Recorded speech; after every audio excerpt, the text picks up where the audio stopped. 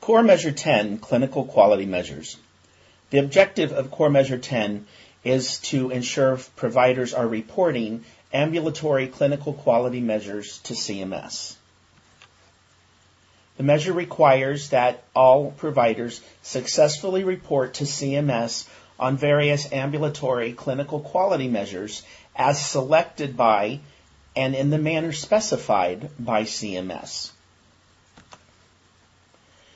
The attestation requirements for Core Measure 10 vary a little bit from the other measures that have been discussed in other training videos. Most of the measures, as we've already covered, are either a yes-no, affirming that the EHR provides the functionality or that they have tested the feature, or they are a numerical measure whereby the provider is reporting a numerator and a denominator, which must exceed a certain threshold of a minimum required percentage of patients. Well, Core Measure 10 is actually a combination of both of those. First of all, during the attestation, the provider is going to be asked, does your EHR provide clinical quality measure reporting, and are you in fact reporting on CQMs? And you will need to answer to the affirmative that yes, you are. Secondly, then, with regards to denominators and numerators, during the attestation, after you have identified the ones that you are reporting on, CMS will prompt you only for those specific measures. And you will pull those numbers just as you are any of the other measures out of the prognosis system. Now, with regards to the overall Core Measure 10 as one of your mandatory 15 core measures, there is no exclusion. So, little bit of ambiguity there, because as you get into the actual clinical quality measure report and you are looking at your denominators and numerators for specific measures, there is an exclusion for each measure, which is a numerical exclusion. However, in the context of the mandatory measure, it is mandatory and no provider is able to be exempt from reporting on CQMs. Now, above in the objective and definition, it used the phrase selected by and specified by CMS. So as a point of reference, we are providing you this web link on the CMS website that goes through the electronic specifications of all of the individual clinical quality measures. And it's not necessary that you go in and read them unless you are curious, but that is the guide that CMS provided to us and our engineers, and around those is what the clinical quality measures module within Prognosis is based. There is a total of 44 individual measures in the whole that have been defined. And out of these 44, during attestation, an eligible provider applying for meaningful use is required to attest to a minimum of 6 of them, with a possible maximum of 9 of them based on conditions.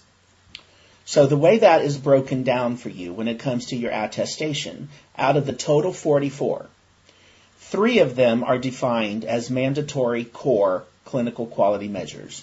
And those 3 are identified for you here. NQF 0421 is looking at adult patients aged 18 through 65 and ensuring that a BMI has been done within the last 6 months. NQF 0013, looking at adult patients 18 and over with a diagnosis of hypertension. There's a requirement that you have had 2 office visits with blood pressure. And then the third mandatory core clinical quality measure is 0028, which is similar to but different from Core Measure 9. Now, the clinical quality measure dealing with tobacco is actually a 2-part measure, and is asking you about the patient's tobacco use as well as education for stopping their tobacco use. Whereas the mandatory Measure 9 that we spoke of earlier is simply basically yes or no, does the patient have a smoking history, or what is their status? So keep in mind that those are 2 distinctly different measures, even though they seem very much the same. So out of those 44, 3 of them are mandatory that you have no choice about, out of the minimum of 6 that you're required to report upon. Now, An alternate core clinical quality measure must also be selected if any of those mandatory core measures has a denominator of 0. And it's important to note here, you don't really need to worry about this because CMS will prompt you during your attestation if they're required. The majority of providers during attestation are not having to report on these alternate ones. But this is the if applicable provision in our bullet point up above, where it says that you are required to attest to a minimum of 6, but a possible maximum of 9. The rate that number could go from 6 to 7 or 8 or 9 would be if any of these 3 mandatory measures that we just itemized has a denominator of 0, then for each one of those with a 0 denominator, there is a list of 3 others that CMS has identified as alternate core. And you must choose one of those alternate core in addition to the mandatory core with a 0 denominator. Now, ironically, these 3 mandatory ones are typically on your clinical quality measure report not going to have a 0 denominator. So to date, most providers are not having to report on those alternate core. But keep in mind that it is a requirement, so that during your attestation and you enter those 3 mandatory, if any of those have a denominator of 0, CMS will prompt you for an alternate core measure as well. And that is where 3 of those possible 6 could become 4, 5, or 6. A little bit of complicated math here, I know, but hopefully you're able to follow it. Now, the final 3 will be from the remaining 38. So again, if we go back to the top, there's 44 in total. Of those 44 total, 6 of them have been designated as core. So 44 minus 6 would leave the remaining 38. Out of those 38, you get to choose whichever 3 you want. So there's going to be a wide variety of ambulatory clinical quality measures within those 38. They're ranged anywhere from hypertension and cholesterol through OBGYN issues or stomach issues or arthritis and diabetic issues. So regardless of what they all are, since many of them may not be applicable to you in your practice, you only have to choose 3. So again, out of the total 44, you're going to be reporting on at least 6, which will equal 3 mandatory, 3 optional. And then if any of those 3 mandatory have a denominator of 0, you would also be choosing an additional alternate. And that is where you would go from a possible minimum of 6 up to a maximum of 7, 8, or 9.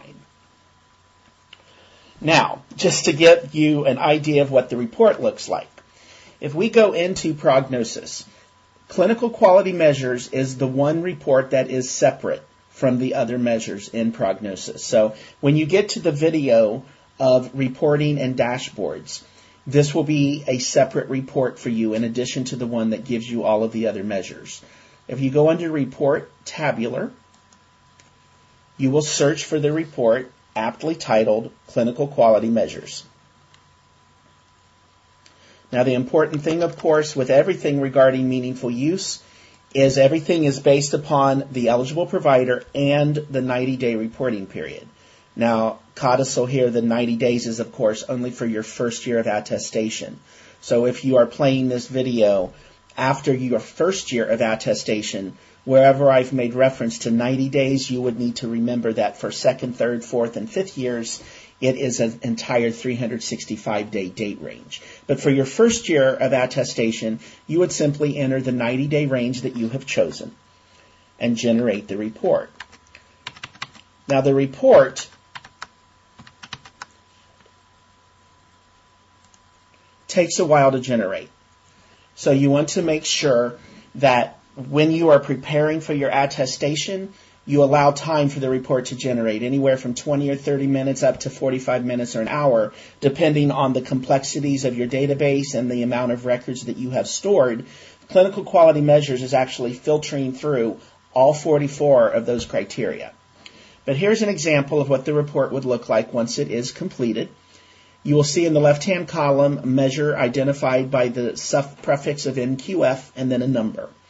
These first 3 that are highlighted in red are the 3 mandatory core measures. And as you follow your eyes across the screen, you'll see the numerators and the denominators a percentage, and then an exclusion. Now, unlike the other numerator-denominator measures, where CMS has defined a threshold, where you must have 40% of or 80% of, that is not the case with your clinical quality measures. So when you see the percentage here, that is your actual percentage, but you have an exclusion column as opposed to a minimum required column, which is present on the other measures. And you'll notice in most cases your exclusion will be 0. Clinical quality measures through the duration of Phase 2 and Phase 3 of meaningful use is projected to be modified, and the criteria is probably going to change.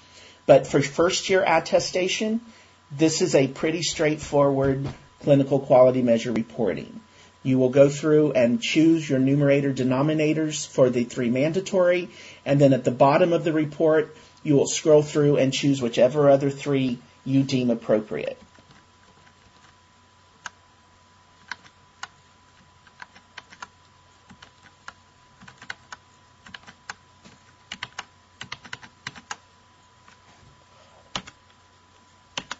So in summary, the clinical quality measures, you're going to run the report for the reporting period and provider. And remember that it takes a while to generate, so prepare for that when you're ready to do the attestation. You're going to report on the 3 mandatory measures. You're going to select and report on 3 additional measures. And if prompted by CMS, due to the denominator value of the mandatories, you may have to choose some alternate measures as well. All of these are on the singular clinical quality measures report. And keep in mind that some of the values may be 0, but that is perfectly acceptable.